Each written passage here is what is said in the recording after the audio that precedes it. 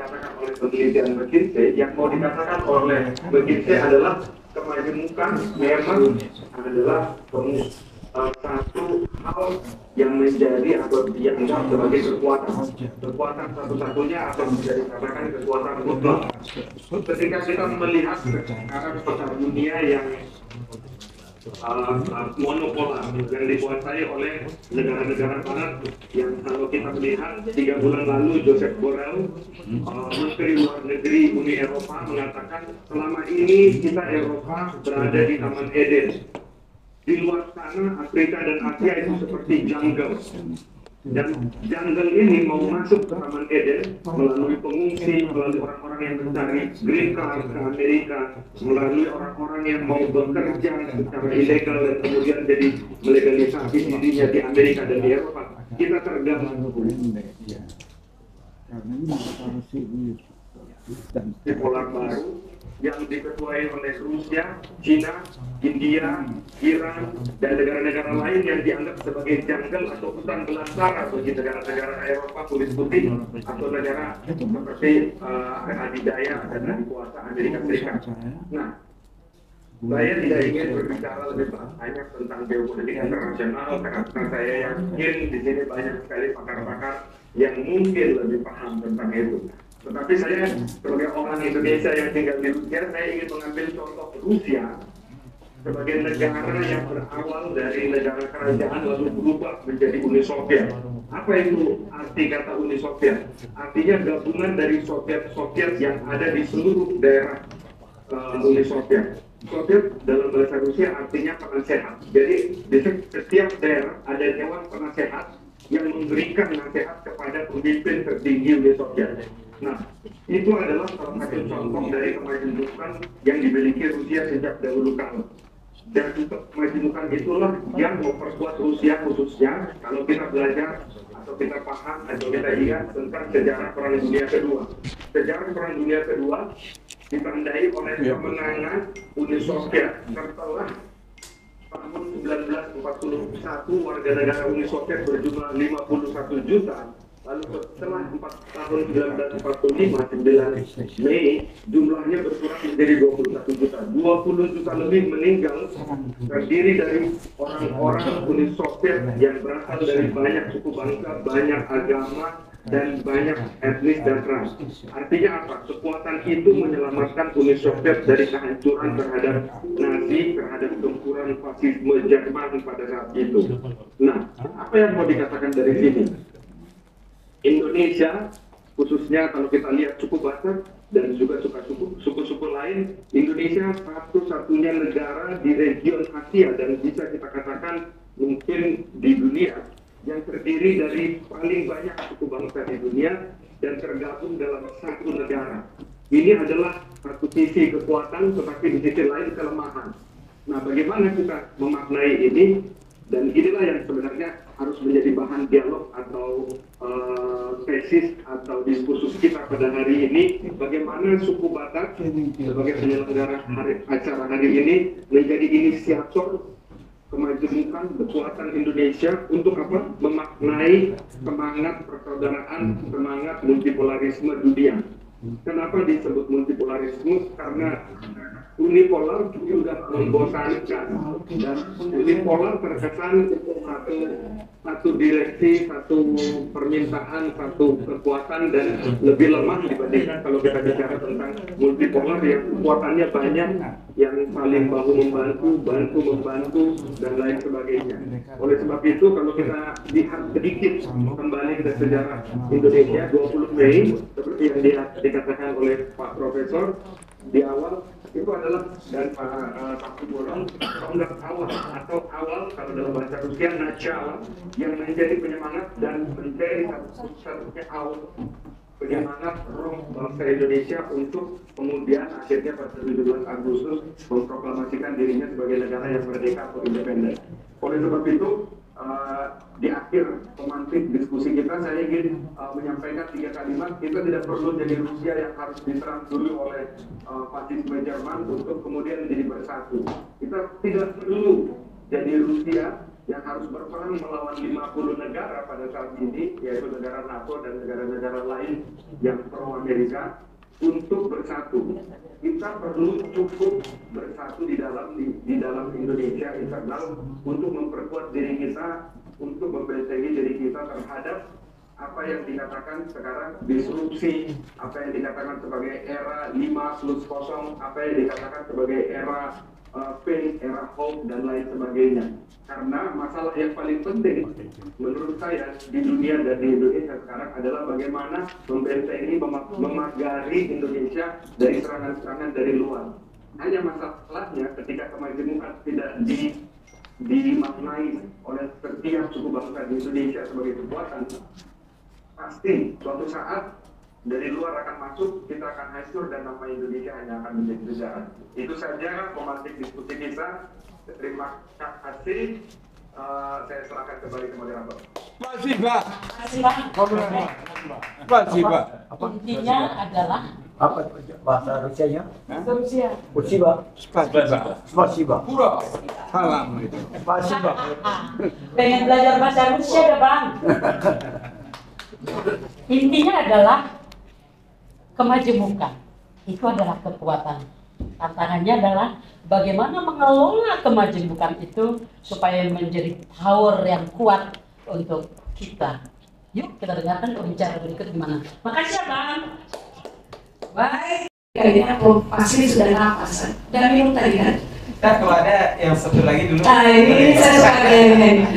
Baik, kalau begitu berarti ini luar biasa nih profesi ini. Padahal saya mau selangsing hukum diaspora kembali ke ini. Saya uruskan kesempatan kasih pada Pak Bomer sebagai pembawa peningkatan mutu dan daya saing sumber daya manusia. Iya, mantap. Kita banget. Jadi berikutnya dari diaspora bicara tentang kekuatan bangsa tadi, bilang kekuatan dan kekuatan bukan. Pak Bomer nih kita ini, saya suka dengan Pak Bomer ini lagi semangat dengan berbagai produktivitas. Bicara soal apa ini mengembangkan ini semangat kemajuan akan kebangkitan Indonesia unggul. Nah, saya yakin Pak Bomer itu suka kata unggul ini. Karena beliau lagi gencar sekali sebagai mantan Menteri Tenaga Kerja ingin produktif bangsa itu unggul. Kira-kira nih, setelah berapa hampir sekolah pendidikan kayaknya, bagaimana nih kekuatan daya saing yang unggul, produktivitas seperti apa, mengisi kemerdekaan, tapi juga menyiapkan generasi muda yang unggul. Kemudian silakan berbagi 10 menit sampai 15 menit paling polos soalnya sudah ada. Oke, silakan Prof. Boleh saya di depan aja sesuatu. Ready? Sudah siap, Bro? Gaya dosen ini. Yang guru boleh. Dapat nih. Boleh. Boleh. Ketua Umum kita, termasuk Johan Kardi yang undang sama Rai.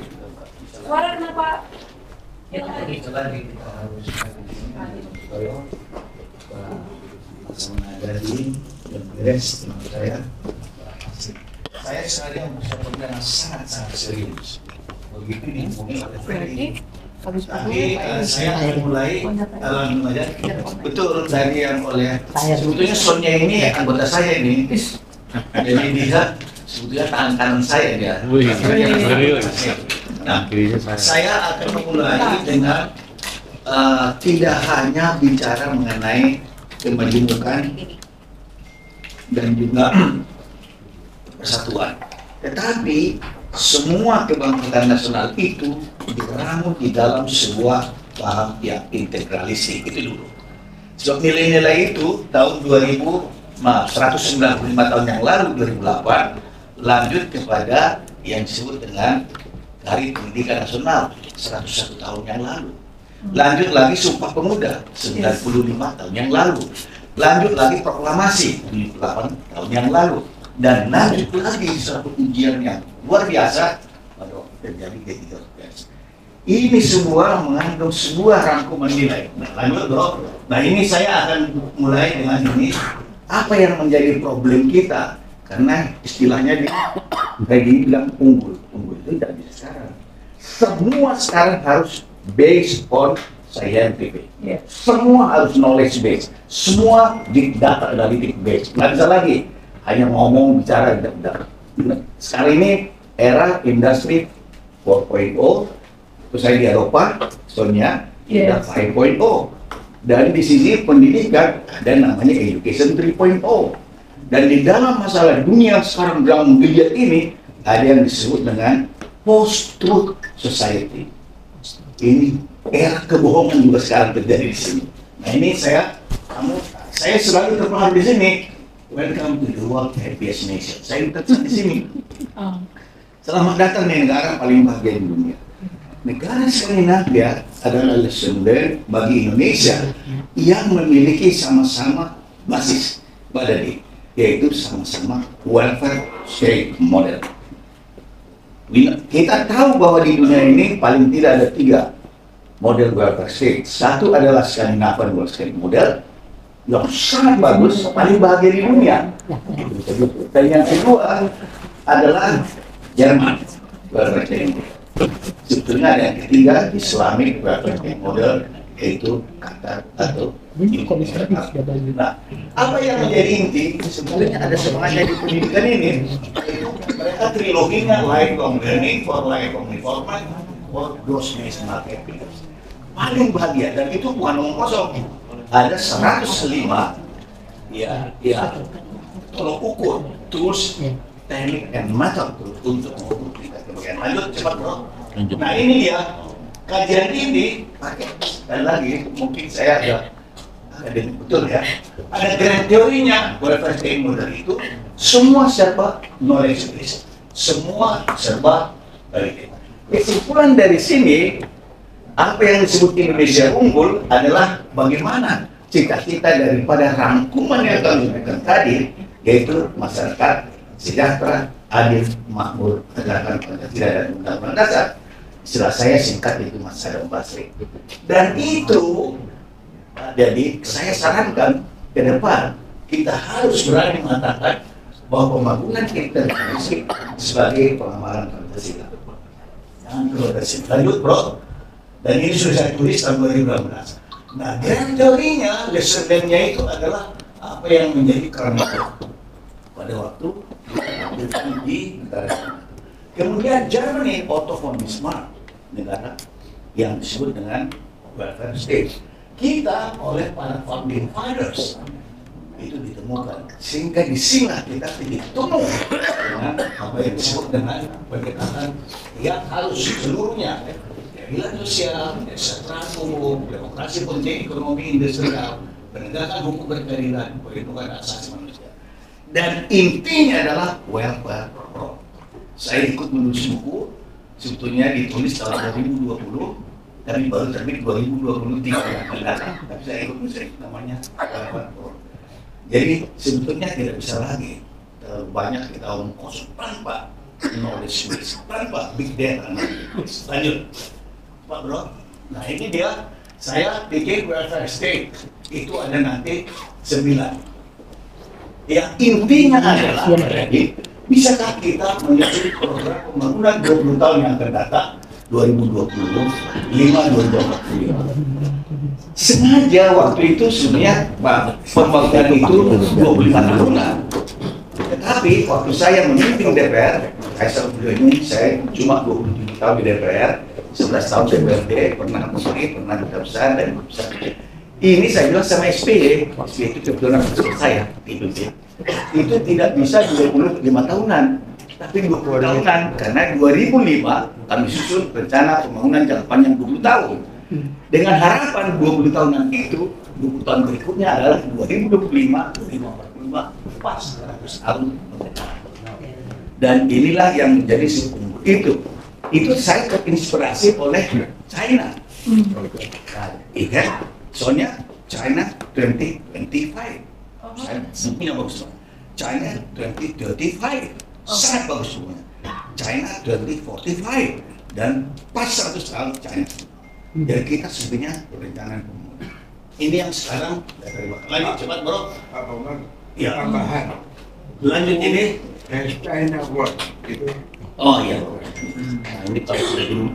Sebab ini saya profesor, tapi beliau profesor juga, cuma lanjut. Ini ada 9. Oke, Sekarang Lanjut. Sonia ada 9, saya nggak usah rinci. Iya. Kenapa kita harus mewujudkan ini supaya itu tidak hanya jargon. Sebab di negaranya sekarang terlalu banyak jargon sebenarnya, maaf aja. Contoh, apa yang menjadi kata kunci nawacita presiden kita nomor 4? Pemerintahan Indonesia yang bersih dari korupsi. Korupsi sekarang paling jahat di Indonesia, maaf aja. Bukan Pak. Pada tahun 2000, pada zaman Bung Karno kita juara ke-9. Ya. Zaman Soeharto kita juara ke-7. Zaman SBY kita juara ke-5. Sekarang juara ke-3. Itu kata global corruption barometer. Sekarang bicara data nggak bisa lagi ngomong-ngomong. Baik, lanjut. Jadi ini saya tidak usah, soalnya lanjut aja. Terus bro, terus bro. Nah ini dia. Jadi intinya adalah welfare for all. Saya menyarankan ke depan, sebetulnya kalau kita lihat daripada ini sekarang ini, ada semacam trilogi baru, yaitu pemenangan pembangunan. Sekarang Indonesia adalah negara paling timpang ketiga di dunia. Itu kita harus bicara data. Soalnya selalu saya bilang anggota saya di nggak bisa ngomong-ngomong data. Dan kalau data yang satu tidak cocok yang lain, ambil yang ketiga. Nah, kedua adalah pertumbuhan ekonomi yang cukup tinggi. Sebetulnya waktu Bapak Presiden pada menyebutkan di dalam dia punya RPJM yang pertama 78%, saya dukung. Karena kita mempunyai we have two window opportunities. The first one, revolution industry 4.0 yang sudah menjadi 5.0 dengan hukum besinya yang disebut dengan exponential growth. Yang kedua, window opportunity yang kedua adalah bonus demografi. Yes. Apabila Anda bicara di dalam ekonomi kepentingan, bonus demografi di dunia ini tidak pernah tidak minimum menumbuhkan ekonomi 8% per tahun. Pokoknya riba.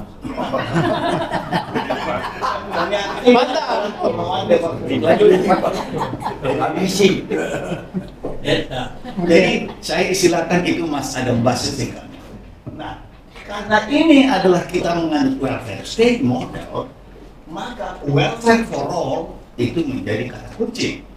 Bukunya akan terbit nanti akhir bulan, akhir tahun ini. Saya nulis di situ, terbit dari namanya Applied Welfare Economics sebagai basis daripada ekonomi. Kita dulu ada ekonomi Pancasila, Mas Toyo. Saya dosennya John Perez, tapi sekarang nggak ada lagi ekonomi Pancasila kan? Pak Fasli. Karena sudah ganti ekonomi Pancasila.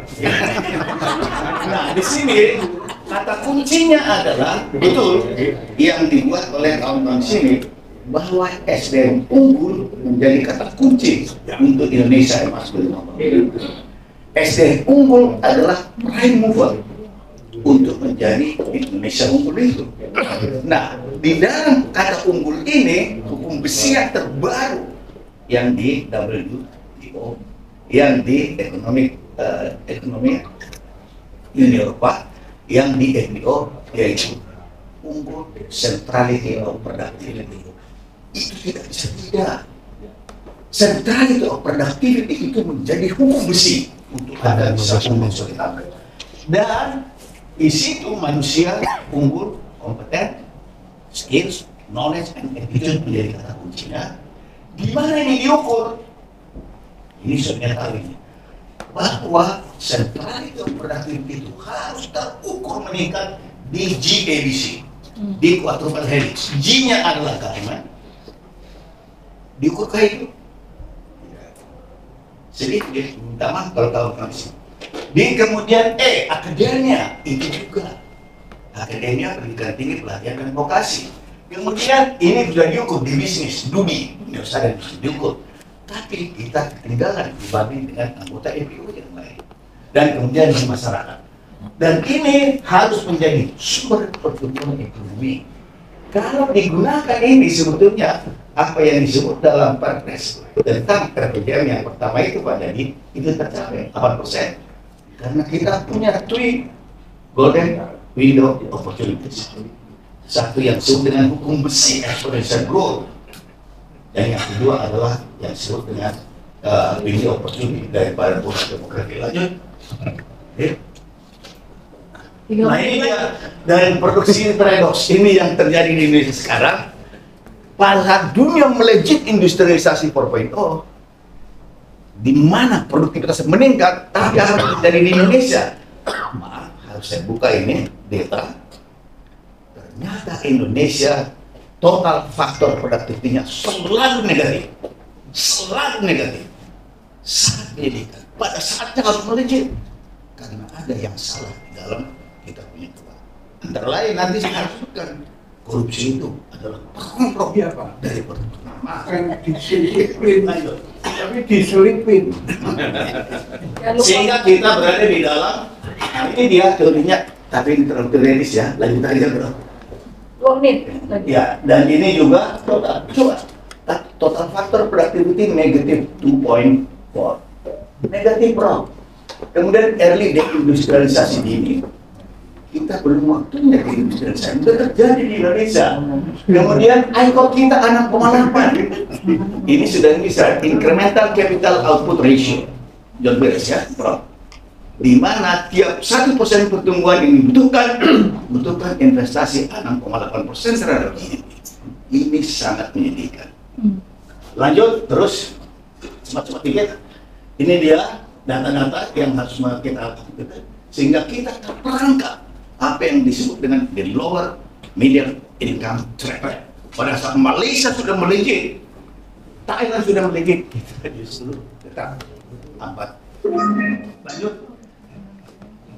Lanjut, ya ini dia EIM, udah nggak bisa lagi EIM, terus perbaikan dan ini adalah sekali lagi neutrality of productivity. Lanjut bro, dan kita lanjut bro ya.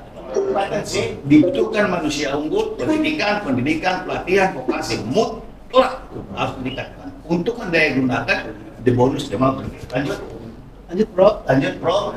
Nah ini dia data-data yang sebetulnya peluang dan tantangan. Terus cepat.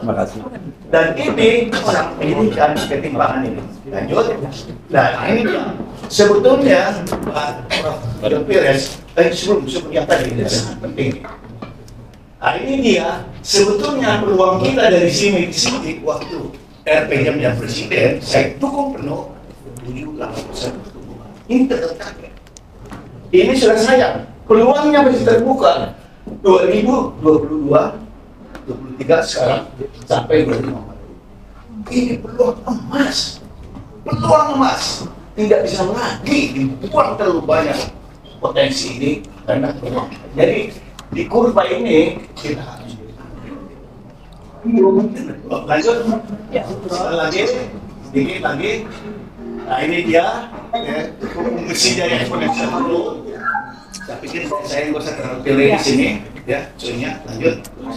Nanti kalau di Diskusi aja. Di video kita itu. Nah ini juga betul bahwa manusia unggul, skills, knowledge, and attitude itu menjadi kunci. Lanjut bro.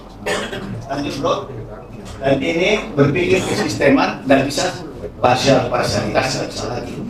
Lanjut. Nah ini Society 5.0 ini sekarang diamalkan di Jepang. Lanjut. Dan ini kita harus mengikuti kurva. Sekarang masih berada di sini, tapi akan mungkin kalau kita mendayakan itu. Itu hukum besi. Kecuali kita tidak mendayakan. Lanjut. Nah, saya kira itu aja supaya lihat sama Assalamualaikum warahmatullahi wabarakatuh. Saris lebih daripada 6 perusahaan. Gile, banyak duit nih, banyak link gitu ya. Nah, Bapak juga pernah menjadi wakil ketua KPK yang tahu perut isi daripada orang-orang yang korupsi di dalam. Bagaimana Pak Heri melihat situasi ini Pak? Mangga dibagi Pak. 10 menit ya Pak Heri, biasa. Terima kasih. Mangga. Baik. Terima kasih. Assalamualaikum warahmatullahi wabarakatuh. Waalaikumsalam. Salam kasih para senior, Bapak Ketua, Pak Payawan, Pak Bomer, Bapak Srijala, dan para senior yang lain. Saya tidak akan bicara mengenai pemberantasan korupsi, soalnya ya. Saya diminta untuk bicara peranan kebudayaan dalam rangka memelihara dan mengembangkan semangat kemajemukan dalam rangka kebangkitan Indonesia unggul. Mainkan Pak Saya Eri. tidak. Kenapa? Mainkan. Mau jadi budayawan tanpa korupsi, boleh sentil-sentil dikit lah. Pengalaman dulu di KPK. Lanjut Pak Eri. Terima kasih. Nah, latar kemajemukan saya kira kita semua sudah tahu maknanya. Nah, izinkan saya untuk sharing.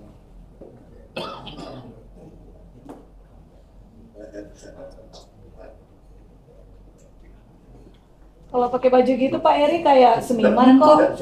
Pak Eri, Kelihatan? di layar kelihatan seniman dan budayawan Pak Eri. Alhamdulillah. Ini udah kelihatan? Kelihatan apa? Layarnya Pak? Belum Pak? Sertifikatnya belum? Belum. Bapak udah dapat akses kan? Sertifikat? Udah. Belum. Ini kayak dawang dari Sunda ini benar kelihatan. Sudah? Belum. Mangga. Ya, mana? Oke, sudah ya?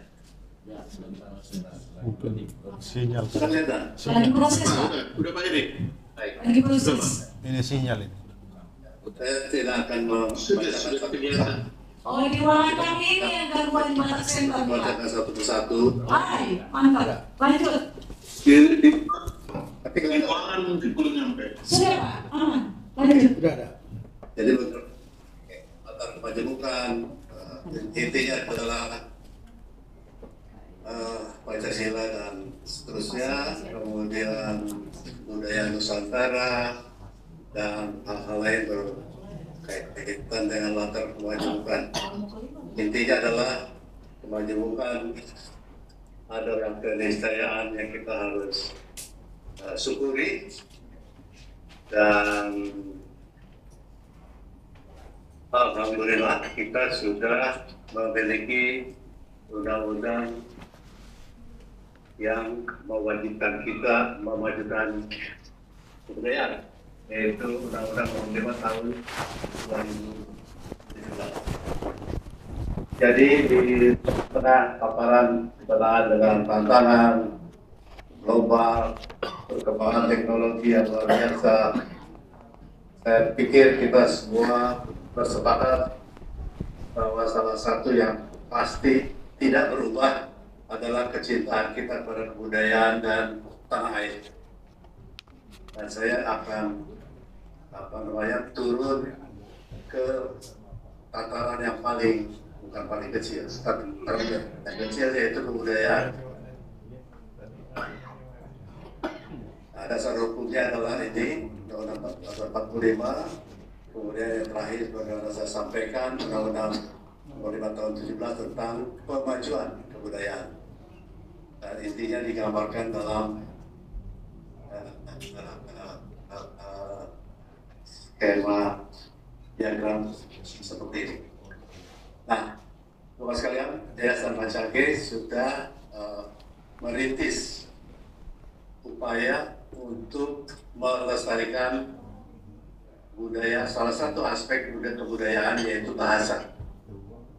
Kita memiliki ratusan bahasa suku dari Sabang sampai Merauke, dan itu yang menjadi tujuan Yayasan Mancage dengan membuat kompetisi karya sastra dalam berbagai bahasa daerah.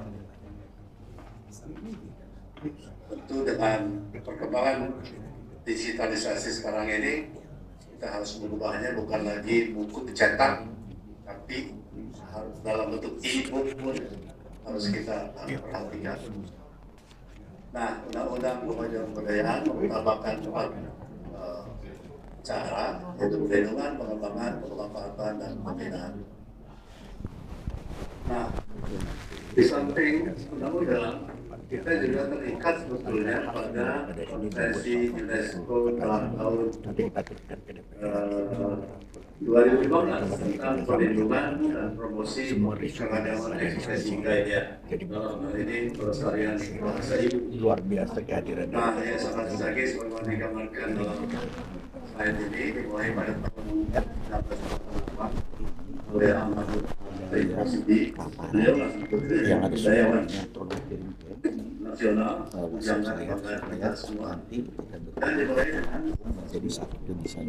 kemudian Yang yang tersebut supaya saya dikembangkan WA saya. menjadi tidak hanya bahasa Sunda tapi juga bahasa Jawa, bahasa Madi, Lampung, Batak, Banjar, dan Madura. Yang aneh Pak Fasli, bahasa Padang kok nggak ada ya, bahasa Minang. Yang sebentar lagi Pak Fasli sampaikan. Dan teman-teman saudara kita tadi Minang. Nah, dalam perkembangannya selama sekian puluh tahun ini sudah dilakukan pemilihan 132 buku sastra terbaik Sunda, Jawa, Bali, Lampung, Batak, Banjar, Madura, dan Hadiah Samsudi. Jadi ada 1, 2, 3, 4, 5, 6, 7 bahasa daerah. Saya pikir Batak Center bisa menjadi penyemangat untuk membangkitkan semangat menulis dalam bahasa daerah. Untuk tepuk tangan katanya Batak Center jadi penyemangat. Ini yang tepuk tangan ini setelah nih. Dengan memelihara bahasa itu melalui penulisan buku. Lanjut Pak Edi. Buku yang dibaca selama 34 tahun sebanyak 1.370 judul. Dari sisi jumlah kita bergembira walaupun harusnya lebih banyak dari ini, oleh lebih banyak bahasa daerah. Ini gambaran saja mengenai hasil kegiatan penyerahan daerah. Nah, yang itu yang pertama. Yang kedua, Ibu Bapak sekalian, saya sendiri baru tahu dan saya yakin di antara Bapak juga ada yang belum tahu.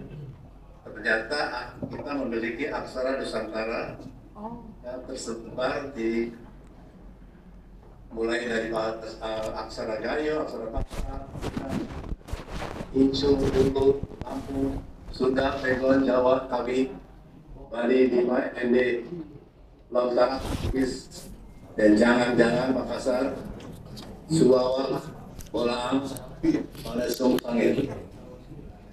Nah, ada rencana Yayasan Rancage ini bekerja sama dengan apa namanya, saya lupa namanya, Andi dan Yayasan Indonesia Digital untuk mendigitalkan aksara-aksara Nusantara ini. Nah, mengapa ini penting? Karena tanpa upaya seperti itu maka aksara Nusantara ini akan hilang. Tapi jujur saja saya sendiri aksara Sunda sudah tidak hafal lagi. Dulu waktu SD pernah diajarin sebentar. Nah, apalagi generasi sekarang. Bagaimana caranya? Caranya kami sedang mencoba melakukan digitalisasi semua huruf aksara Nusantara ini. Kemudian bila memungkinkan maka akan menjadi salah satu syarat untuk setiap pembuat handphone supaya di dalam handphonenya itu ada aplikasi yang membuat aksara-aksara Nusantara. Ibu sekalian, tidak banyak yang ingin saya sampaikan. Ini lebih konkret dari apa yang bisa kami lontarkan ke dalam diskusi ini. Dan tentu harapan kami Yayasan Rancage bisa mendapat dukungan dari kita semua untuk dua program utama itu. Yang pertama adalah membangkitkan penulisan karya-karya tulis dalam bahasa daerah, dan kedua mendukung digitalisasi aksara Nusantara ini. Terima kasih, apresiasi kepada Batak Center atas inisiatifnya untuk melakukan dialog ini. Mudah-mudahan tidak berhenti di sini dan lanjut pada tindakan-tindakan yang konkret. Terima kasih. Assalamualaikum warahmatullahi wabarakatuh. Waalaikumsalam Pak Erik, luar biasa nih Pak Erik tadi malu-malu ngaku dewa, tapi ini mengkampanyekan budaya yang luar biasa nih Pak Erik. Saya curiga Pak Erik ini rendah hati sekali memang, tapi ternyata mengkampanyekan aksara Nusantara ini. Saya kira ini Batak Center tadi sudah ditangkap. Tepuk tangan dulu Batak Center mau bikin aksara Nusantara tadi, tepuk tangan ini. Dan Pak Eri luar biasa ya, karya tulis itu memang menjadi legacy ya Pak Eri ya. Luar biasa. Pak Eri jangan dulu beraja ya Pak, nanti kalau ada yang mau tanya-tanya tentang aksara Nusantara ini supaya Pak Eri bisa share lebih jauh lagi. Baik Bapak Ibu sekalian yang di ruangan yang kita pindah ke dalam sini dulu. Kita balik lagi ke ruangan Batak Center dan Profesi ini sebagai praktisi pendidikan dari Dirjen, dari Wamendipo, dan Wamendiknas. Masih Wamendiknas ya, WSP ya. Pakar pendidikan. Pakar pendidikan, pejabat lama di Kemendiknas, Kemendikbud sekarang, dan lebih saya suka profesi ini juga aktif dalam tumbuh kembang anak. Tumbuh beda-beda kan? Nah, karena itu tadi bicara budaya, sekarang kita balik ke bicara pendidikan. Di Tor Batak Center ini bikin dialog ini salah satu adalah menyoroti pentingnya pendidikan untuk membangun kemajemukan. Ada yang salah nggak, Bro? Dengan tumbuh kembang anak-anak generasi sekarang yang sudah ada handphone, kita juga korban handphone. Bagaimana menumbuhkan pendidikan yang berkebangsaan sehingga melahirkan sumber daya manusia yang unggul. Prof. Asmi sudah siap. 10 sampai 15 menit, Prof. Silakan. Tepuk tangan dulu, Prof. Kalau lihat senyum Prof, biarpun panas, kita semua langsung aja di luar. Mau nggak, Prof?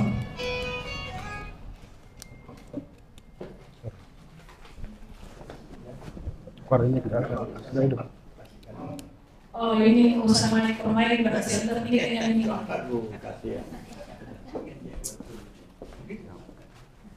Supaya lebih baru.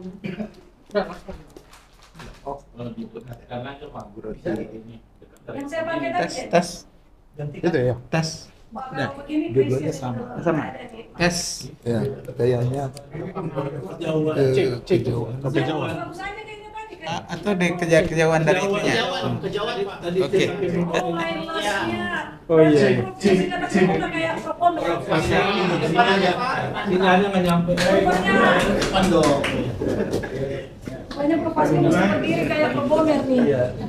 Baik, terima kasih. Assalamualaikum warahmatullahi wabarakatuh. Salam sejahtera kita semua. Om Swastiastu, Namo Buddhaya, salam kebajikan. Ini pengundang dari Batak Center yang kita hormati. Tepuk tangan tuh Batak Center ini ya, luar biasa. Dan kemudian Prof. Toyo, senior kita, role model kita, Prof. Bomer, dan kemudian ada Prof. John dan seterusnya ya, dan Pak Nikolan. Dan ini adinda saya di Yayasan Jati Diri Bangsa ini rising star kami ini di Jati Diri Bangsa. Jadi saya pendek aja. Jadi saat ini kan kita melihat ada tantangan dan peluang. Peluang kita memang jumlah warga kita yang usia produktif itu sedang berlimpah. Dan ini hanya sekali terjadi dalam sejarah sebuah bangsa. Dan dengan memanfaatkan peluang ini, negara-negara Korea Selatan, Jepang, Amerika pada waktunya, sekarang China, itu melejit bukan main pertumbuhannya, kesejahteraannya, dan juga daya saingnya. Dan kita sedang berada di prodi itu, karena rumusnya sederhana aja. Orang yang menggantungkan diri kepada yang punya potensi bekerja, itu sudah di bawah dari separuh. Jadi karena usia produktif kita melimpah, anak-anak usia di bawah 0 sampai 14 tahun mengecil, lansia kita belum gitu banyak, belum sedahsyat di Jepang, di Amerika, di Eropa dan seterusnya. Dan ini hanya berjalan sampai tahun 2045.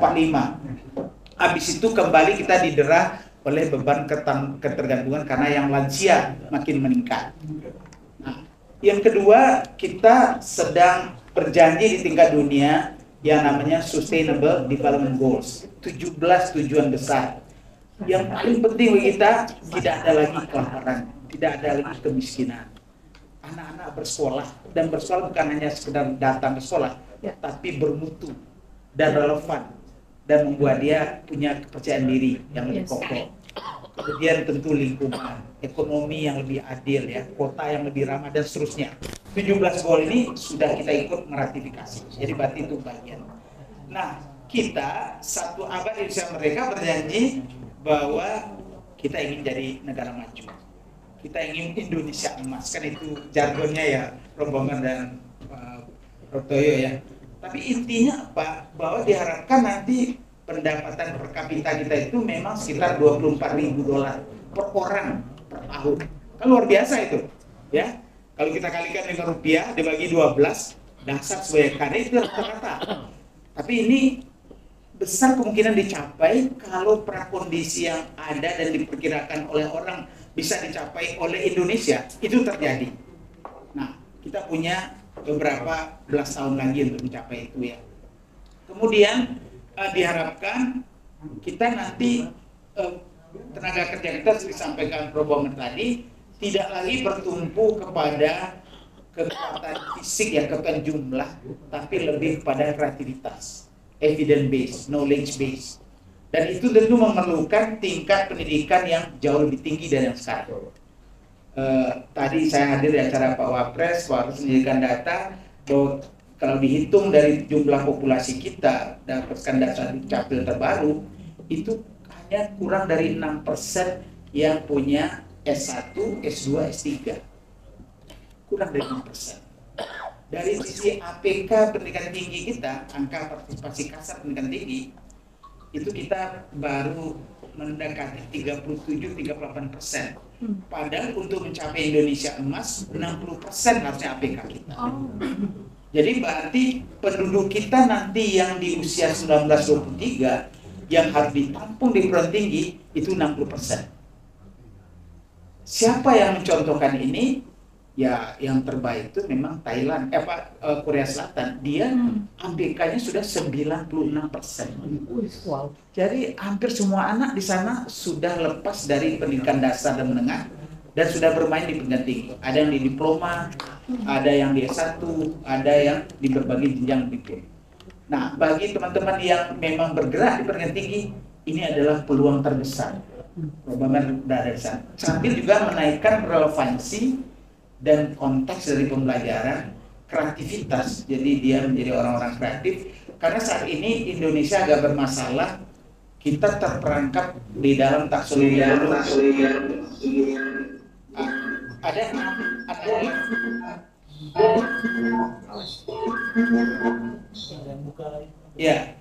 Ada 6 level di dalam pembelajaran, yaitu level pertama menghafal. Ini sangat gampang dan ini yang bagian terpenting dari kita, menghafal. Tapi itu kadang-kadang tidak membawa dia kemana-mana. Dia bisa hafal 1, Pancasila, 1, 2, 3, tapi tidak ngerti, dia tidak bisa melihat penggunaan segala macam. Nah, kita naik ke level kedua adalah dalam taksonomi itu jangan menghafal, saya harus pandai memahami. Itu nggak cukup, harus mampu menggunakan pengetahuan itu sesederhana apapun untuk menjawab kebutuhan sehari-hari dalam kehidupan kita.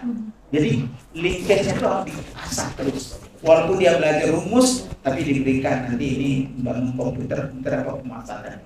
Tapi 3 ini masih disebut lower order thinking skill. Jadi keterampilan berpikir aras rendah. Nah, negara-negara OECD melakukan namanya PISA. Ujian untuk semua anak umur 15 tahun di 32 negara OECD, setiap 3 tahun dia tes untuk mengetahui di mana level berpikir anak-anak mereka. Dan Indonesia bersama dengan 33 negara lain nekat untuk ikut membenchmark ke sana. Itu kita kalah nggak apa-apa, tapi kita tahu bagaimana berpikir negara maju, di mana level anak kita. Nah, memang anak kita belum sampai ke higher order thinking skill, dimulai dengan kemampuan menganalisa, kemampuan melakukan sintesa, kemampuan mengevaluasi, sesederhana apapun cara dia mengevaluasi dan berkreasi, muncul dengan ide baru, dengan pendapat baru, dengan alat baru, apapun, tapi itu dirangsang. Nah, kita Prof. Bomer terjerembab sekarang di 3 level di bawah. Jadi dari kalau kita lihat skema kita, 80% anak-anak kita menurut PISA ini tahun 2018 terbaru tidak bisa hidup di ekonomi modern karena dia memang levelnya di level 3 ke bawah. 80% tidak bisa hidup di ekonomi modern. Ada buku yang terkenal, Len Pritchard namanya. Dia mengarang buku, dia nih orang ngajar di Harvard, di Oxford, jadi tokoh di Bank Dunia. Yang agak saya marah, saya kenal baik dengan dia memperkirakan kalau dari tahun 2000 sampai 2015 waktu itu dia lihat analisa PISA, diperlukan 125 tahun oleh anak Indonesia mencapai kompetensi anak Finlandia, anak Singapura. 125 tahun. Tapi begitu kita muncul dengan data tahun 2018 kita sudah agak lebih baik, tapi masih membutuhkan 90 tahun untuk menjaga kemampuan matematika anak Singapura, anak Finland, dan malah Vietnam sekarang melejit, dia sudah 500 orang. Kita masih dari tahun 2000 400, 403, 398 dan seterusnya. Nah, apa artinya terhadap isu hari ini? Bapak dan Ibu, sebenarnya pluralitas dan multikulturalisme itu mempunyai peran yang besar untuk berpikir kreatif. Anak membandingkan, anak mengevaluasi, anak keluar dengan ide-ide baru. Jadi kalau di Amerika misalnya mulanya dia membuat melting pot ya, jadi semua dia dipaksa belajar dan menjadi kultur Amerika. Apakah dari Latin, apakah dari India, apalagi yang dari Afrika, semua harus menjadi Western, ya, White Anglo-Saxon, ya, Protestan. Dan kemudian dipaksa menjadi melting pot. Akhirnya dasar kesadaran bahwa itu tidak cocok. Dirubah, oke, salah bohong. Jadi tetap dipertahankan masing-masingnya, tapi karena dominasi budaya besarnya masih kuat, jadi orang tidak puas juga. Kemudian datang cultural pluralism. Jadi oke, tapi bagi ruang privat boleh bersuku-suku, tapi ruang publik harus patuh pada aturan bersama. Ya, jadi ini. Tapi terakhir adalah multiculturalism. Jadi artinya kembangkan semua, jangan ada diskriminasi, intimidasi, bullying atau apa saja bagi orang mengekspresikan budayanya. Terima apa adanya, berikan kesempatan, karena itu kekuatan kita. Amerika aja mungkin tidak sampai 20 budaya, dia perjalanan panjang sampai yang terbaru dia baru sadar, dia kapitalis. Kita ratusan sudah sejak dari kerja-kerja lama. Saya kebetulan penikmat pertama saya waktu SD itu membaca wayang Purwa. Saya di kota kecil Pak Omer ya di Sumatera. Saya hafal itu siapa tokoh-tokoh wayang itu, apa karakteristik mereka, bagaimana mulai Semar itu dulu Dewa segala macam sampai beranak pinak paling kecil. Itu hafal saya sampai kelas 5 saya sudah habis itu. Wow. Kemudian pindah ke Sri Asih gitu, itu mulai budaya-budaya. Kemudian saya baca cerita Kopingho. Siapa yang suka Kopingho di sini? Ada nggak? Itu sampai ke dari Pendekar Bodoh sampai ke Pulau S segala macam salah. Tapi artinya apa? Saya banyak belajar memahami lingkungan, memahami diri dengan berselancar di bahan-bahan macam itu. Nah, pertanyaan sekarang, apa yang diselancari oleh anak-anak kita? Apa media-media? Dulu buku-buku balai pustaka itu luar biasa. Kita membaca itu aja sudah seakan-akan Pinkan Matinda. Saya sudah seakan-akan berjalan-jalan di Sulawesi Utara itu. Sampai ke Manado. Iya kan? Nanti Singamangaraja gitu dengan. Jadi sekarang pertanyaan kita, bagaimana kita menurture sebanyak mungkin baik di rumah, jadi bagaimana keluarga dengan sadar gitu, ada tetangga yang berbeda dikenalkan, kemudian pakaian dilihat, kemudian diskusi anak-anak diapakan, kalau perlu saling berganti sekali-sekali bertamu ya, yang datang memakai pakaian adat dari atau pernik-pernik lah kalau tidak dari tamu dari tuan rumah yang dia datangi dan sebaliknya.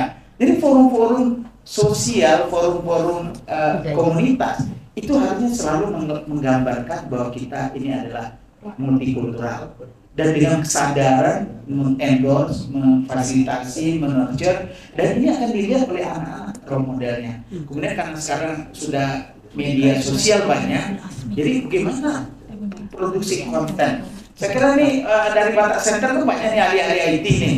Jadi kalau misalnya Batak Center memproduksi konten itu kita blast nanti dan belajar mungkin game-game tertentu kita berikan masukan kultural di sana. Dan terakhir sekali saya melihat pertama kali saya keluar dari Sumatera Barat waktu mahasiswa teladan. Sebelumnya belum pernah keluar nih dari Sumatera Barat. Saya bertemu dengan 47 mahasiswa teladan dari 47 kampus dan kooperatif seperti itu sudah ada beberapa ya. Waktu itulah saya sekamar dengan anak Papua. Baru saya sadar benar betapa luar biasa Indonesia. Anak Sulawesi, anak Sumatera Selatan, anak Bali, dan kita sudah melihat karakter-karakter mereka sebagian sama, sebagian berbeda. Kemudian saya dapat beruntung menjadi peserta program Pertukaran Pemuda Indonesia. Jadi kami itu wakil 2 per provinsi, dipaksa mengindonesiakan diri, dibenturkan dengan budaya Kanada. Kanada juga multikultural karena dia ada Anglophone, ada Francophone, ada Indian, ada dari Asia yang pindah, ada dari pecahan dari Uni Soviet yang pergi ke sana. Jadi kita juga belajar dari berbagai exposure tadi itu. Nah, bisakah terakhir sekali event-event multikultural? Saya senang kemarin Presiden kan selalu pakai baju adat. Kemudian acara-acara sore itu kan sangat dasar sebenarnya Pak Toyo ya, di mana semua kabupaten disuruh menyajikan apanya. Tapi jangan kering dengan apa saja, dengan penampilan saja. Harusnya diberi makna, diberi narasi, diberi pesan kepada yang ikut apa yang dia tangkap dari berbagai event-event kultural itu. Dan nanti kasihkan hadiah dikit.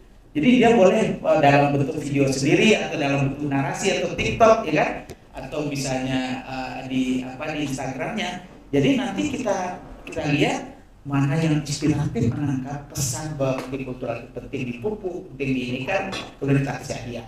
Dan terakhir sekali tentu di sekolah. Saya kira wajib kita memaksa sekolah, karena sekolah punya dana, dia multikultural, makin ke kota makin banyak. Tapi di desa pun sebelum mereka keluar desa nanti dia harus diberikan wawasan bahwa dia akan berhadapan dengan kondisi multikultural ini. Jadi kalau ini kita pupuk dari awal, dari rumah, sejak PAUD dari ya tumbuh kembang anak, karena tumbuh kembangnya banyak dipengaruhi dari pengalaman terekspos dengan multikultural ini. Selamat Batak Center, kita tunggu langkah-langkah berikutnya. Terima kasih. Assalamualaikum. Ini suaranya kurang bagus. Kalau tadi Pak Profesor Mas Jalil sudah bicara tentang low order thinking, high order thinking. Nah, pembicara yang satu ini dia adalah praktisi. Bagaimana mengelola ASMI, di situ kumpulan perempuan-perempuan yang cantik, tapi juga punya otak yang siap kerja. Nah, for your information, ternyata perempuan itu adalah tiang keluarga, tapi juga tiang budaya.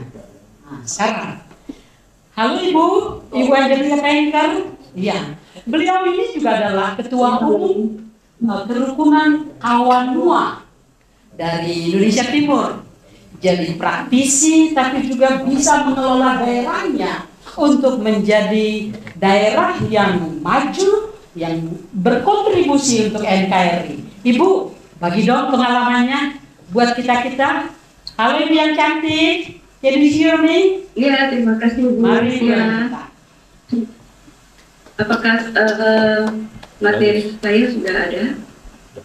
Ada. Ya, sudah ada, sedang dipersiapkan. Ya. Ya, terima kasih. Terima kasih secara khusus pada Batak Center dan juga para senior. Saya berterima kasih bisa juga diundang dan terlibat dalam forum yang sangat baik dan sangat penting. Tapi mohon maaf karena ini lagi flu, jadi saya tidak bisa hadir. Takutnya malah nanti tidak nyaman orang-orang di dekat saya. Di awal saya juga sempat menanyakan pada panitia, ini Batak Center kenapa mengundang saya gitu ya, dari Kerukunan Keluarga Kawan Mua. Ternyata ada permintaan juga secara khusus dari panitia juga untuk saya bisa share bisa share peran dari tokoh-tokoh yang ada di Minahasa. Dan sejak masa Budi Utomo itu kan kita selalu bicara proses dalam penyatuan secara kebangsaan menjadi bangsa Indonesia. Dan apa yang dibahas pada hari ini, masalah kemajemukan, ini adalah hal yang sangat penting mengingat eksistensi bangsa dan negara Indonesia itu berada dari kekayaan dan kemajemukan. Nah, saya sendiri tadi sudah disampaikan sebagai ketua umum dari Kerukunan Keluarga Kawanua. Kerukunan Keluarga Kawanua adalah satu wadah bagi Toh Minahasa. Toh adalah orang ya dari suku Minahasa yang ada di Sulawesi Utara yang pergi merantau. Nah, memang di Kerukunan Keluarga Kawanua itu yang utama adalah suku Minahasa. Tetapi karena sudah juga bercampur kawin mawin antara suku dari dan juga Bolaan, sehingga yang ada di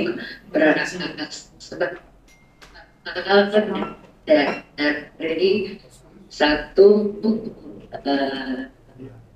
luhur gitu ya. Kerukunan Kawanua sendiri sebagai orang Pewale Wangpo adalah rumah besar dari dirantau. Nah, falsafah ini juga yang sebenarnya bisa kita pakai bahwa Indonesia ini adalah rumah besar dari suku-suku bangsa yang ada, dari kita semua yang ada di dalam rumah besar Indonesia. Karena Indonesia ini ada karena berasal dari daerah-daerah yang ada, dan ini juga menjadi penting bagi kita, dan juga tadi sudah disampaikan oleh beberapa senior sebelumnya, bagaimana bisa tersampaikan kepada generasi-generasi yang akan datang, yaitu mengenai kesadaran atas kemajemukan yang ada di Indonesia. Kita memperingati Hari Kebangkitan Nasional, yaitu lahirnya Budi Utomo. Dan dari lahirnya Budi Utomo itu akhirnya bergerak juga ke daerah-daerah, termasuk ke Sulawesi. Di Sulawesi pada tahun 1919 terbentuklah yang disebut Yong Celebes, di mana beberapa tokohnya akan saya bahas sedikit di sini. Tadi ada foto-fotonya yang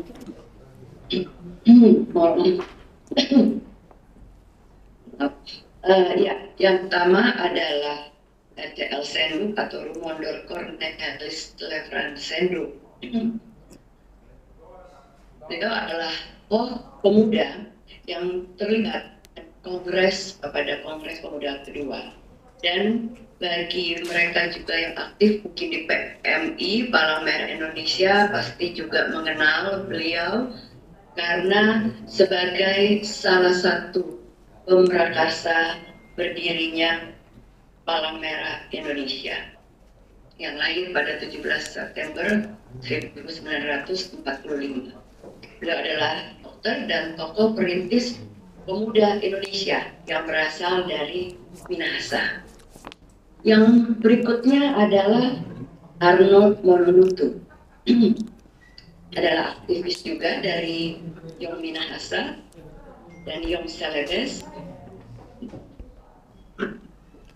Arnold Mononutu sebagai pahlawan nasional dikenal di sejarah sebagai Menteri Penerangan, dan pada masa beliau memperjuangkan pergantian nama dari Batavia ke Jakarta yang akhirnya diumumkan juga.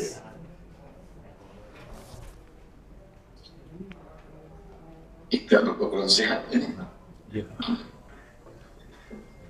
Halo Ibu, ini connection. Di mana nih masalah? Di sana. Setelah berlangsungnya konferensi hijau muda yang ada di Jeddah. Jadi peran-peran dari tokoh-tokoh Minahasa dalam proses pembentukan Indonesia itu disampaikan di sini. Dan tadi Bu Moderator menyampaikan juga banyak mengenai perempuan. Ya, saya dengan Ibu Sonia juga, ini Ibu Sonia juga ada di kerukunan keluarga Kawanua. Kita kalau bicara mengenai perempuan, dan khususnya dari Minahasa, ini bukan untuk membanding-bandingkan atau mengecilkan daerah yang lain, tapi inilah keunikan dari kemajemukan itu sendiri. Tokoh-tokoh Minahasa yang memang sudah maju khususnya perempuan itu dimulai dari Maria Walanda Maramis, di mana Ibu Maria Walanda Maramis yang sangat terkenal di Minahasa itu mendirikan yang dikenal dengan pikat penciptaan dari orang tua kepada anak turun-temurun, di mana dimulailah kursus-kursus sekolah bagi perempuan di tahun 1817. Dan pada 1821, Ibu Maria Walanda Maramis juga berhasil memperjuangkan agar keterlibatan suara perempuan Minahasa itu boleh didengar. Dan ini yang menggerakkan sehingga sejak dahulu lebih ada kesetaraan, meskipun tetap masih tertinggal, kesetaraan perempuan di Minahasa yang sedikit lebih maju mungkin dibandingkan dengan dari daerah lain. Dan yang ketiga, tokoh Ibu Celebes adalah Ibu Wawuruntu. Nah, ini juga adalah kebanggaan dari tadi di Minahasa karena beliau adalah wali kota perempuan pertama di Manado, dan semuanya itu berasal dari keaktifan beliau saat aktif di Young Celebes dan juga berperan pada kongres-kongres pemuda di tahun-tahun sebelumnya. Yang berikut yang paling terkenal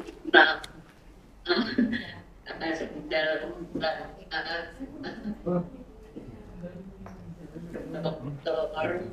Bandara Manado. Samratulangi adalah pahlawan nasional dan merupakan gubernur pertama di Sulawesi. Dan ada falsafah yang sangat terkenal yang digaungkan dan diperkenalkan, dan itu sampai sekarang tetap dipakai oleh kami dari Minahasa, yaitu Sito Timo Moto, yang berarti manusia hidup dan menjadi manusia yang hidup seutuhnya jika kita sebagai manusia bisa memanusiakan orang lain, bisa memberi hidup kepada orang lain. Nah, moto falsafah inilah yang sangat terkenal dan diperkenalkan oleh Samratulangi. Nah, perjalanan juga dari tadi pendidikan untuk Indonesia, di mana ada peran perempuan dalam emansipasi perempuan, itu di Kongres Pemuda yang pertama. Pada Kongres Pemuda yang pertama ini saya bicaranya lebih pada tokoh-tokoh Minahasa ya, sesuai dari arahan panitia, di mana pada kongres yang pertama itu ada tokoh, saat itu memang tokoh pemuda Sinjatiko Alu Adam, yang menyampaikan panggilan dari keinginan atau panggilan perempuan yang ingin bebas, yang ingin lebih punya hak berperan untuk maju. Dan pada kongres pertama ini Ibu Sinja Adam ini juga menyampaikan di mana penting bagi perempuan bisa memilih dan juga penting bagi perempuan bisa menggerakkan gerakan emansipasi ini. Dalam arti dari masa ke masa gerakan emansipasi ini harus bergerak, ya. Dan tokoh yang berikutnya pada Kongres Pemuda kedua adalah tokoh dari Minahasa, yaitu Pemuda Paul Pinontoan. Nah, Paul Pinontoan pada Kongres Pemuda kedua itu menyampaikan makalah yang sudah mengangkat isu kemajemukan, yang berbicara mengenai keragaman agama, bagaimana peran agama Kristen dan agama Islam pada saat itu menyikapi keragaman yang ada di Indonesia sehingga tetap bisa menjaga dan merawat kemajemukan. Next. Nah, jadi berbicara dari latar belakang kedaerahan, gitu ya. Kalau saya tadi menyampaikan secara singkat kedaerahan dari Minahasa, dan saya ini berbicara di Batak Center yang tentunya juga sangat kental dengan kedaerahan. Nah, dari pendidikan apa yang perlu diangkat gitu. Pengalaman tentunya dari tokoh-tokoh pendidikan, tadi juga ada sebelumnya. Selain masalah kompetensi, masalah keterampilan, keahlian, sejak dasar, sejak pendidikan dini, adalah penting untuk kita bisa merawat kemajemukan yang sudah ada ini, adalah nilai-nilai pengenalan diri. Nah, nilai-nilai pengenalan diri yang saya maksudkan di sini bukan hanya pengenalan diri siapa saya, siapa keluarga saya, dan saya tinggal di mana gitu ya, siapa nama saya, tapi penting sejak dini untuk anak-anak Indonesia ya ini kenalan bahwa saya adalah anak Indonesia. Saya misalnya adalah dari, misalnya kalau dari saya dari Minahasa atau dari salah satu kampung di Minahasa, dan saya ada sebagai bagian dari bangsa Indonesia. Gitu. Nah, penting ini diperkenalkan sejak dini karena saat kita berinteraksi, kalau mungkin di kota besar itu sudah lebih membaur ya dengan suku-suku dari lain, bahkan juga dari bangsa-bangsa dari negara lain yang bersekolah gitu ya, kalau kita bicara misalnya di Jakarta. Tapi penting juga untuk anak-anak di daerah pengenalan dirinya dari kedaerahan, seberapa kebanggaan mereka. Tapi mereka perlu tahu juga sejak dini bahwa mereka tidak hanya ada dalam kelompok daerah itu saja, bahwa mereka adalah bagian dari sesuatu yang lebih besar, yang kaya, itu adalah Indonesia. Tolong dicepatkan. Nilai-nilai luhur kedaerahan dan Tolong agama dicepatkan ini ya. Waktunya nih. Ya. Tolong dicepatkan. Okay. Yes. Ya. Oke, nilai-nilai luhur kedaerahan ini juga menjadi penting, dan kita tidak hanya tahu kedaerahan kita saja, tapi juga daerah lain. Seberapa kita kadang-kadang mendiskreditkan daerah lain karena kita tidak mengenal, tidak tahu sebenarnya ada nilai kebaikan dari nilai-nilai dari suku atau daerah lain yang ada di Indonesia. Pemahaman tentang keragaman ini yang harus ada sejak dini. Demikian juga agama, spiritual. Saat ini kita juga bicara kalau keagamaan tentu itu sifatnya sangat pribadi, dan kita juga harus paham dengan agama kita. Tapi kita juga harus diperkenalkan bahwa agama yang kita anut adalah bagian dari keragaman agama itu sendiri. Misalnya kita ada di sekolah yang sekolah Islam atau sekolah Katolik atau sekolah Kristen.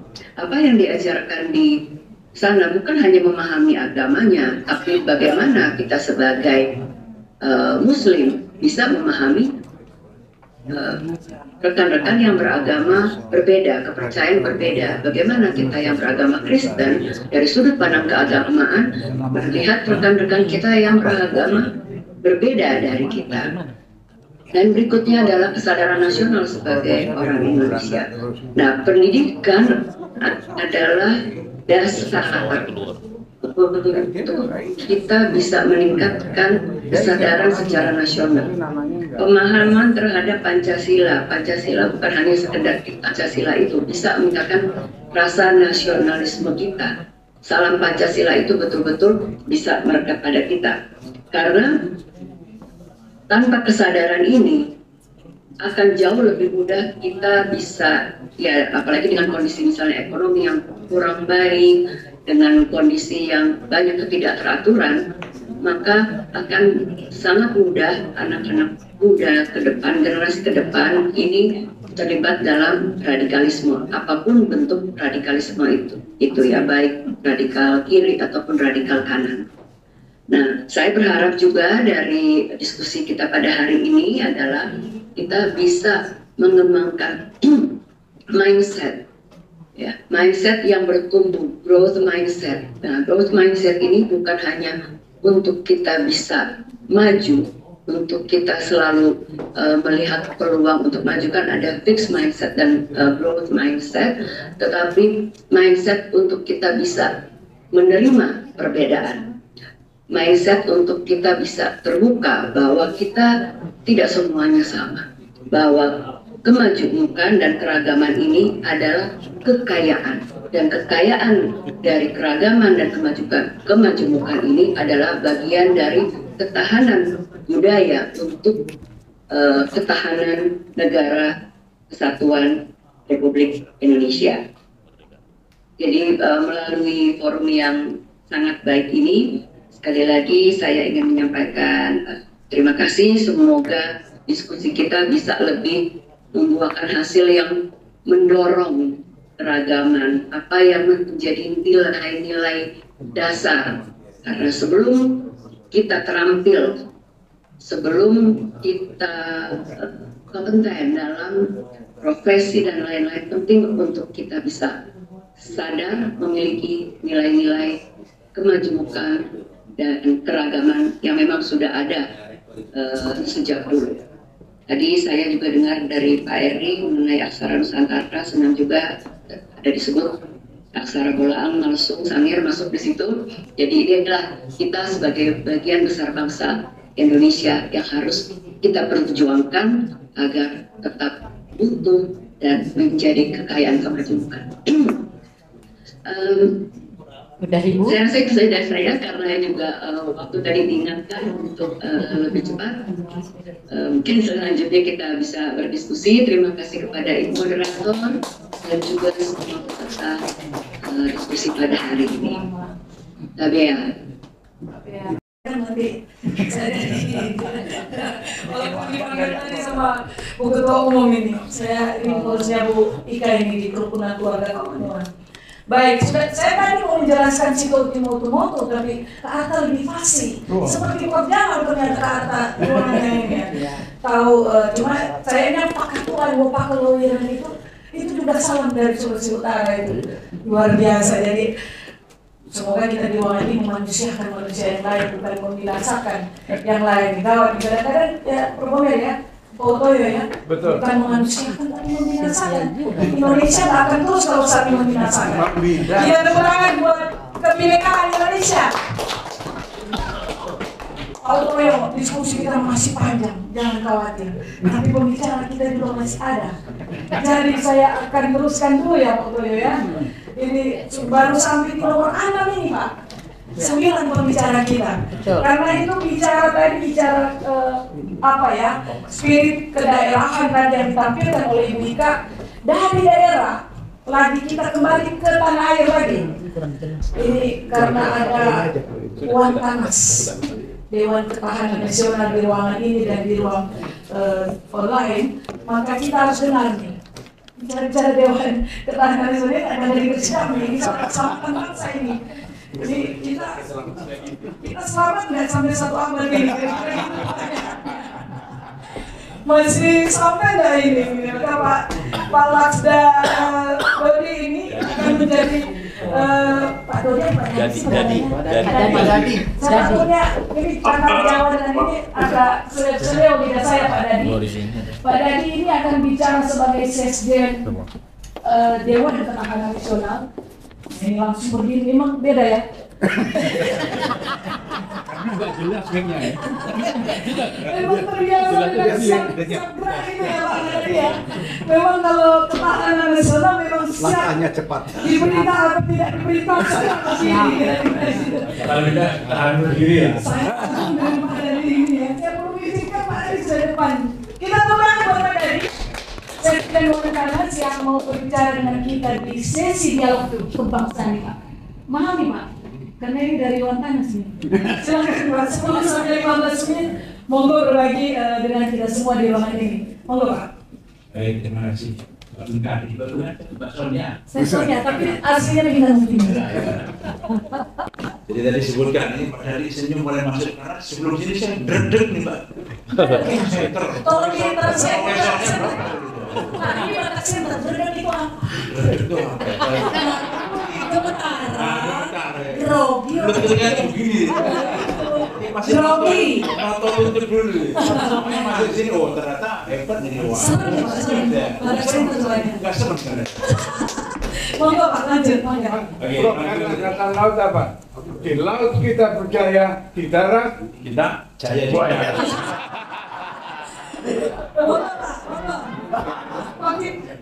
Makin repot. Monggo Pak, lanjut. Terima kasih. Jadi Pak Sonya, saya dihubungi Pak Freddy ini, Pak suruh nyiapkan makanan 20 menit. Karena tadi baksonya jadi 10 menit. Ini perintah anu Pak, perintah panitia nih. Relasi puasa saya. Jadi ngomong-ngomong susah. Jadi kalau santai aja Pak. langsung bantu aja.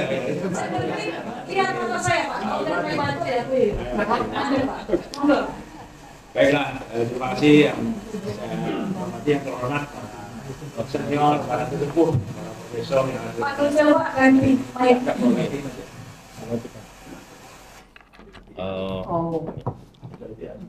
Oke, baik. Jadi yang pertama para senior, para sesepuh yang hebat-hebat ini. Jadi saya juga termasuk narasumber dan tadi itu jadi akhirnya apa?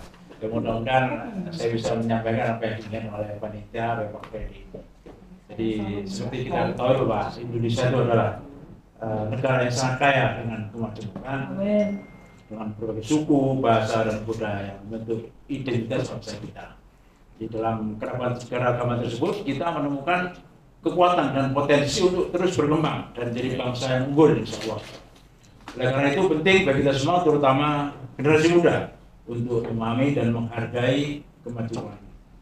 Sesuai dengan tema kemajuan menuju Indonesia unggul, saya akan menyampaikan tentang bagaimana kita dapat memanfaatkan nilai-nilai atau value dari pendidikan, pelajaran dari tokoh pergerakan kebangkitan nasional, menanamkan nilai-nilai budaya Nusantara dalam pendidikan, dan meneguhkan karakter dan jati diri bangsa, serta mensosialisasikan karakter dan budaya Nusantara dalam konteks pesta demokrasi di tahun depan sebagai langkah dalam meraih visi Indonesia unggul tahun 2045.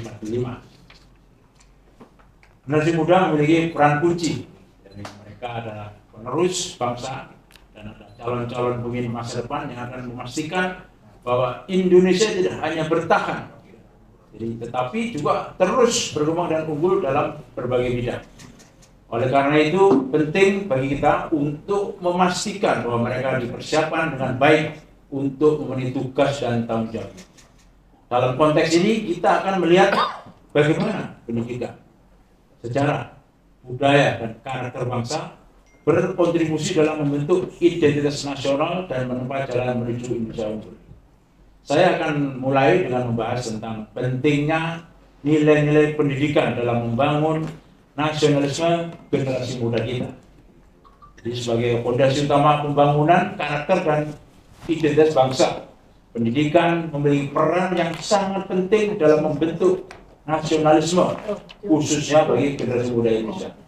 Nilai-nilai pendidikan tidak hanya mencakup aspek pengetahuan dan keahlian teknis, tetapi juga menanamkan nilai-nilai moral, etika, dan karakter yang merupakan ciri khas bangsa Indonesia. Pendidikan nasionalis diartikan sebagai proses belajar mengajar yang dirancang untuk memupuk rasa cinta tanah air dan rasa bangga akan identitas nasional.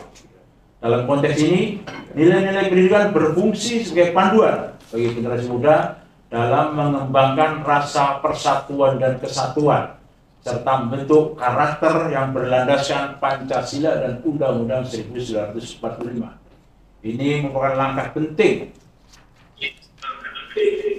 dalam mempersiapkan generasi muda Indonesia untuk berkontribusi secara maksimal dalam pembangunan bangsa.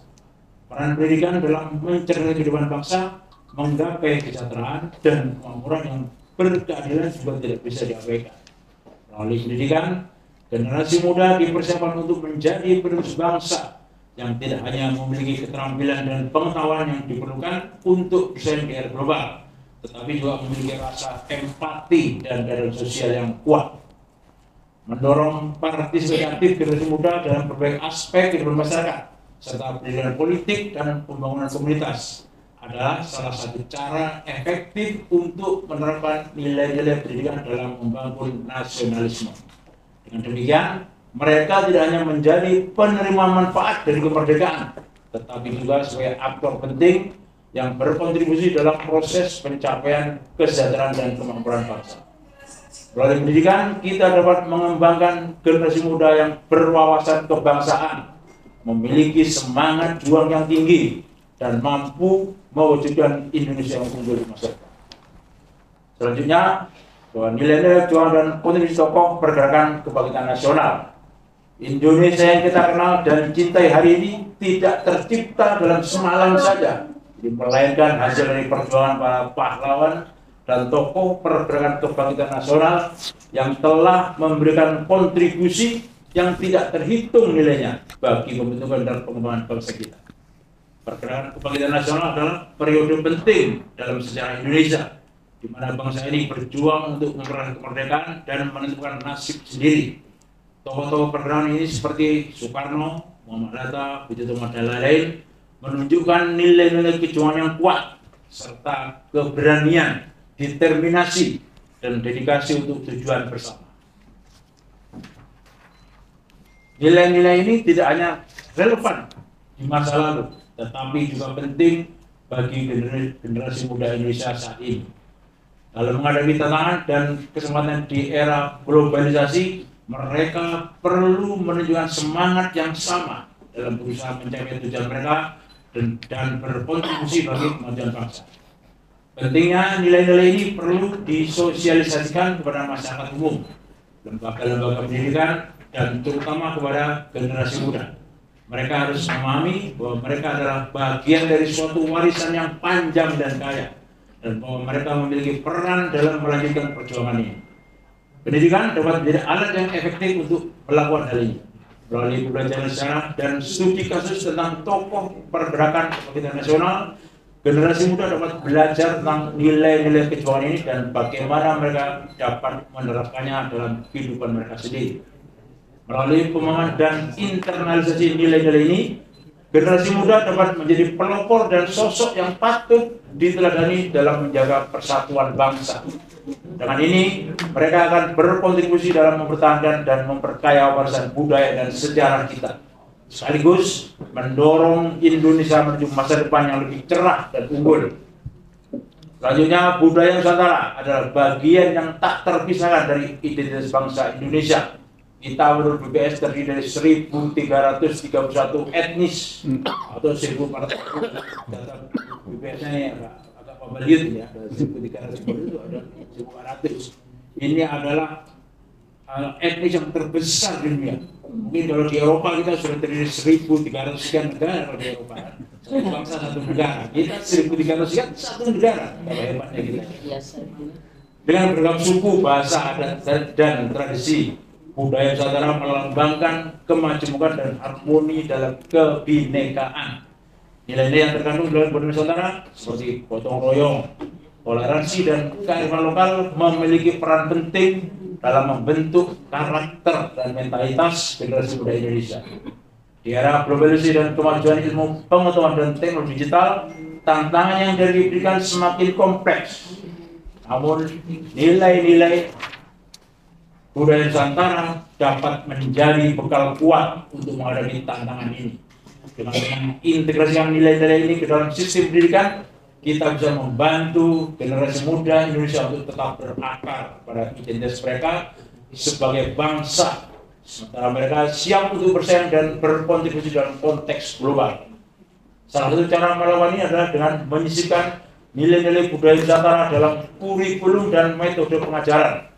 Hal ini bisa melalui pelajaran sejarah dan budaya, kemudian kegiatan ekstrakurikuler yang menggali kekayaan budaya lokal, atau bahkan dengan memanfaatkan teknologi digital untuk mempromosikan dan melestarikan budaya Nusantara. Selain itu, pendidikan juga harus menanamkan rasa hormat dan penghargaan terhadap budaya Nusantara dan kemajuan Indonesia. Karena kita bangga dengan K-pop, harus bangga dengan budaya Nusantara. Dengan memahami dan menghargai perbedaan, generasi muda akan mampu menjaga persatuan dan keharmonisan di tengah kemajemukan. Melalui upaya ini, kita tidak hanya melestarikan budaya Nusantara, tetapi juga membentuk generasi muda yang memiliki karakter kuat, bertanggung jawab, dan siap menjadi agen perubahan positif bagi Indonesia di masa depan. Dengan demikian, kita membuka jalan menuju Indonesia yang unggul yang kita idamkan bersama. Para diri sekalian, dalam meneguhkan karakter dan jati diri bangsa adalah langkah penting dalam mempersiapkan Indonesia menuju masa depan yang unggul. Karakter dan jati diri bangsa merujuk pada ciri khas, nilai-nilai dan prinsip-prinsip yang menjadi fondasi identitas dan tindakan kita sebagai bangsa. Hal ini mencakup nilai-nilai yang terkandung dalam Pancasila dan Undang-Undang Dasar 1945, seperti kemanusiaan, persatuan, demokrasi, keadilan sosial, dan kepercayaan pada Tuhan Yang Maha Esa. Tinggal satu lembar nih, Kak. Untuk memastikan bahwa generasi muda Indonesia mampu memenuhi tugas dan tanggung jawab mereka sebagai penerus bangsa, penting bagi kita untuk meneguhkan karakter dan jati diri ini dalam hati dan pikiran mereka, para generasi muda. Melalui pendidikan dan sosialisasi yang berkesinambungan, kita dapat memupuk rasa cinta tanah air, rasa bangga akan identitas nasional, dan komitmen untuk memajukan bangsa dan negara. Visi Indonesia Emas 2045 yang merujuk kepada harapan kita untuk menjadi negara yang maju, adil dan sejahtera pada ulang tahun kemerdekaan kita yang ke-100, insya Allah akan mencapai ini, Pak. Memberikan arah dan tujuan bagi upaya kita. Untuk mewujudkan misi ini, generasi muda harus memahami dan menginternalisasi karakter dan jati diri bangsa serta menerapkannya dalam tindakan mereka sehari-hari. Pendidikan baik formal maupun non formal berperan penting dalam upaya ini, dengan kurikulum dan metode pengajaran yang dirancang untuk menanamkan nilai-nilai nasional serta memberikan pengetahuan dan keterampilan yang diperlukan untuk berkontribusi secara efektif bagi pembangunan bangsa. Kita dapat membentuk generasi muda yang siap mengambil alih estafet kepemimpinan dan membawa Indonesia ke tingkat yang lebih tinggi. Dengan meneguhkan karakter dan jati diri bangsa, kita mempersiapkan generasi muda untuk menjadi pilar utama dalam perjalanan Indonesia menuju masa depan yang lebih baik dan lebih unggul. Karakter dan budaya Nusantara dalam pesta demokrasi. Seperti kita ketahui bahwa pesta demokrasi tahun 2024 adalah momen penting di mana rakyat Indonesia mengekspresikan hak dan kewajiban mereka sebagai warga negara. Dalam proses ini, karakter dan budaya Nusantara memiliki peran yang sangat penting. Kemajemukan budaya kita mencerminkan keberagaman suara dan aspirasi yang ada di dalam masyarakat, dan karakter bangsa kita memberikan panduan tentang bagaimana kita berpartisipasi dalam proses demokrasi ini dengan cara yang beradab, beradat, dan beretika. Karakter bangsa Indonesia yang tercermin dalam Pancasila mendorong kita untuk menjunjung tinggi nilai-nilai seperti keadilan, persatuan, dan demokrasi. Ini berarti bahwa dalam pesta demokrasi nanti kita diharapkan untuk berpartisipasi dengan cara yang adil, menjunjung tinggi kepentingan bersama, dan menghormati hak dan kebebasan orang lain. Budaya Nusantara juga membawa perspektif unik dan penting ke dalam proses ini. Dengan beragam adat istiadat, budaya, dan tradisi, kita belajar untuk menghargai dan menghormati keberagaman dan untuk berpartisipasi dalam proses demokrasi dengan cara yang mencerminkan identitas sebagai bangsa Indonesia. Melalui pembahasan ini, kita dapat melihat bagaimana kemajemukan karakter bangsa dan nilai-nilai pendidikan dapat membantu kita dalam meraih visi Indonesia unggul. Meskipun kita menghadapi tantangan, dengan semangat, tekad, dan kerjasama, kita dapat memanfaatkan kemajemukan ini sebagai kekuatan untuk mendorong Indonesia maju. Bagi generasi muda, amanat ini adalah seruan untuk melanjutkan perjuangan bangsa ini dengan pendidikan yang baik, pemahaman dan penghargaan terhadap nilai-nilai budaya Nusantara, serta komitmen yang kuat terhadap karakter dan jati diri bangsa. Mereka dapat berkontribusi dalam membangun Indonesia yang lebih baik dan lebih unggul. Mari kita bersama-sama meraih visi Indonesia unggul ini. Dengan gotong royong dan semangat kebersamaan, kita bisa mencapai tujuan ini dan membuktikan kepada dunia bahwa Indonesia dengan semua kemajemukannya mampu menjadi bangsa yang unggul dan berpengaruh di panggung dunia. Terima kasih. Horas maju aja.